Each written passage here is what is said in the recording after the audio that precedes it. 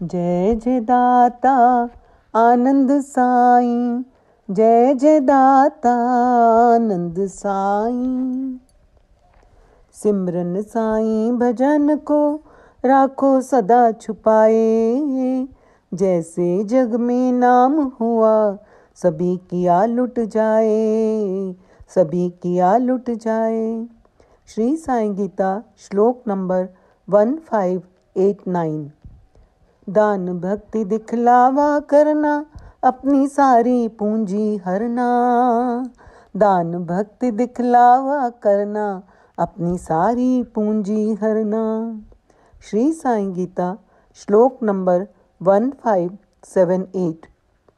श्री साईं गीता के श्लोक में श्री आनंद साईं जी फरमाते हैं कि साईं सिमरन और भजन को हमें हमेशा छुपा कर रखना चाहिए। जैसे आपका नाम होता है तो सब किया धरा रह जाता है, भक्ति को बहुत जल्दी नज़र लगती है। दूसरे श्लोक में भी यही है कि जो लोग दान दिखावे के लिए करते हैं वो दान फलीभूत नहीं होता।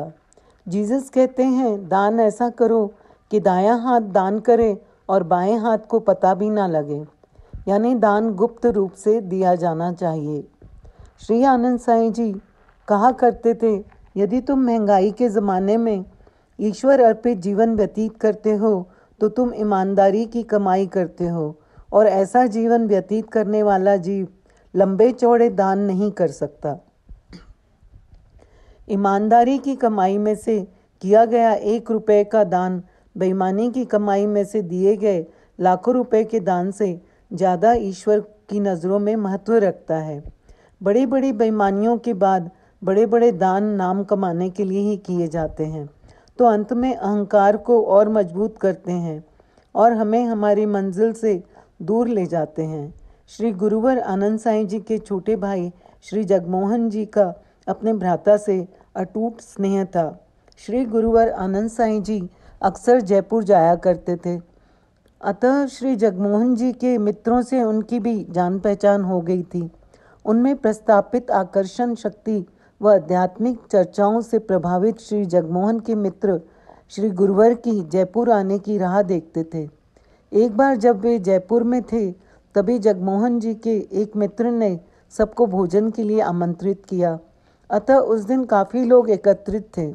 श्री जगमोहन जी का ये मित्र एक सड़क परिवहन कंपनी का मालिक था और ज़रूरतमंद की आर्थिक मदद किया करता था। उनके दरवाजे से कभी कोई खाली नहीं लौटता था। श्री गुरुवर को अपने बारे में यह सब बताते हुए उसने उनसे पूछा कि क्या वह इस जन्म में जन्म मरण के चक्कर से छूट जाएगा। श्री गुरुवर आनंद साईं जी ने कहा, स्पष्ट शब्दों में कहा, यह नामुमकिन है। अहंकारी जीव जो अपनी करनी को अपनाता है, उसका गर्व करता है, वो भगवान को प्रिय हो ही नहीं सकता। आपकी बात करें तो आप दूसरों की मदद करके उसे अपनाते हो। मैंने इस लाचार की मदद की, आप अहंकार से प्रेरित हो जाते हो। अतः आप इस जन्म तो क्या कई जन्मों तक मुक्त नहीं हो सकते। ये मैं मेरा तुम्हें तबाह कर रहा है। हम करता नहीं हैं, करता तो अकाल पुरुष है।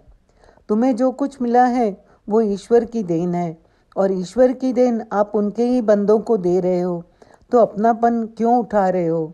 बंधु, अपनापन निकाल दो, ईश्वर को कर्ता मानो, उसे अपने हर कर्म में देखो, तभी तुम ईश्वर की दया से इस आवागमन के चक्कर से छूट सकते हो। श्री गुरुवर के वचन सुनकर वो भौचक्का रह गया। उसे तो अपने गुणवाद सुनने की आदत थी। श्री गुरुवर की स्पष्टवादिता ने उसे सच्चाई के सामने खड़ा कर दिया और वह उनके नतमस्तक हो गया। श्री गुरुदेव आनंद साईं जी कहते हैं, भक्ति ऐसी होनी चाहिए कि पेड़ की जड़ें जैसे अंदर अंदर पेड़ को मजबूत करती हैं, लेकिन तना सपाट रहता है, यानी बाहर कुछ नहीं, सब कुछ अंदर। ओम साई राम, जय साई राम।